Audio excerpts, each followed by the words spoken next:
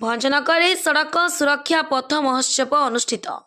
जानवाहन संख्या वृद्धि, मद्यपान करी गाड़ी चलाइबा, द्रुत गति रे गाड़ी चलाइबा, आवश्यकता ठुरू अधिक जन बसी गाड़ी चलाइबा, खामखियाली मनोभाव रखी ट्राफिक नियम को न मानिबा द्वारा प्रतिदिन घटुथिबा दुर्घटनार प्रमुख कारण साजिथिबा बेले सचेतनता को व्यापक करने पई आज भंजनगर परिवहन विभाग पक्षरु पथ उत्सव माध्यम लोक सचेतन करा जायछि। उक्त कार्यक्रम में मुख्य अतिथि भाव विधायक प्रद्युम्न कुमार नायक जोगदे यह कार्यक्रम को शुभारंभ करथिले।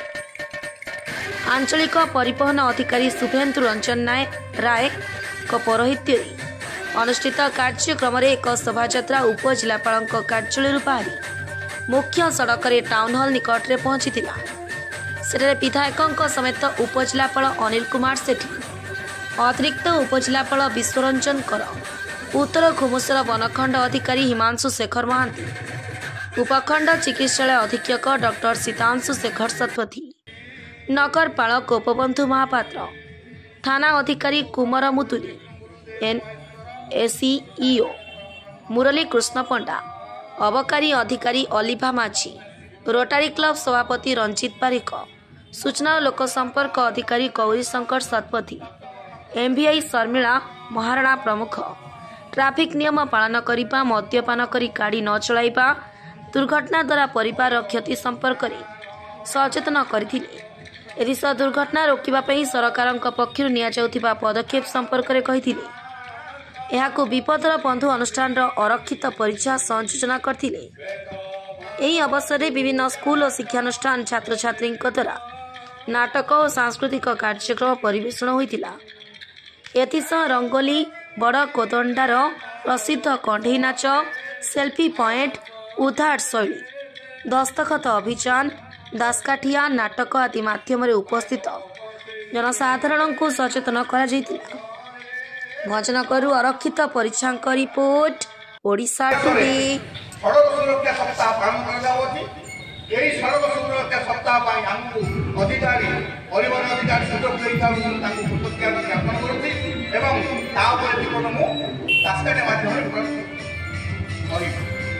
ପ୍ରଥମେ ବନ୍ଦୁଛି ପ୍ରଭୁ ଗଣପତି ଦୃଷ୍ଟିରେ ବନ୍ଦେ ସରଳା ସଂସାର ଜନକୁ ସୁଖରେ ରଖାନ୍ତୁ ବରସିର ସୁଧରା ଯୁବ ବୁଦ୍ଧି ଦେଇ ସତ କର୍ମ ପାଇଁ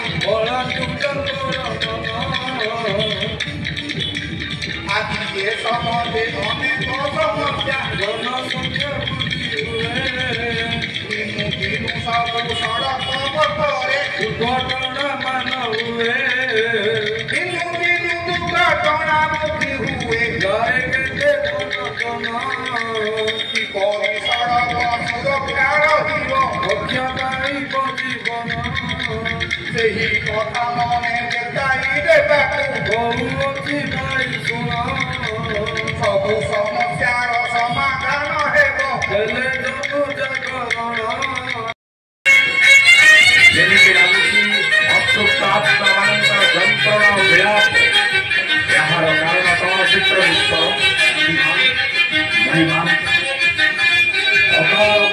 କାରଣ ବିଶେଷ କରି ଓଡ଼ିଶା ପ୍ରଦେଶ ତାରି ଭିତରେ ଗଞ୍ଜାମ ଜିଲ୍ଲାରେ ସଡ଼କ ଦୁର୍ଘଟଣାରେ ଅକାଳ ମୃତ୍ୟୁହାର ସାମ୍ବାଦିକ ଏହାର କାରଣ କଣ କହିଲ ଚିତ୍ରଗୁପ୍ତ? ଅକାଳ ମୃତ୍ୟୁର କାରଣ ସଡ଼କ ଦୁର୍ଘଟଣା। ହଁ ଭାଇମା, ଏକର ଗାଡ଼ି ଚାଳନା, ଦୁଇ ଚକିଆ ଯାନରେ ବିନା ହେଲମେଟରେ, ଚାରି ଚକିଆ ଯାନରେ ବିନା ସିଟ୍ ବେଲ୍ଟରେ ଦ୍ରୁତ ଗତିରେ ଗାଡ଼ି ଚଳାଇବା, ଫୋନରେ କଥା ହୋଇ ଗାଡ଼ି ଚଳାଇବା, ମଦ୍ୟପାନ କରି ଟ୍ରାଫିକ୍ ନିୟମ ନ ମାନିବା, ଡ୍ରାଇଭିଂ କରିବା, ଅସାବଧାନ ବଶତଃ ଏସବୁ ଘଟୁଛି। ଏହିସବୁ ଅକାଳ ମୃତ୍ୟୁର କାରଣ କି ଆଶ୍ଚର୍ଯ୍ୟ ବାକ୍ୟ କରିବା ପ୍ରୟୋଗ।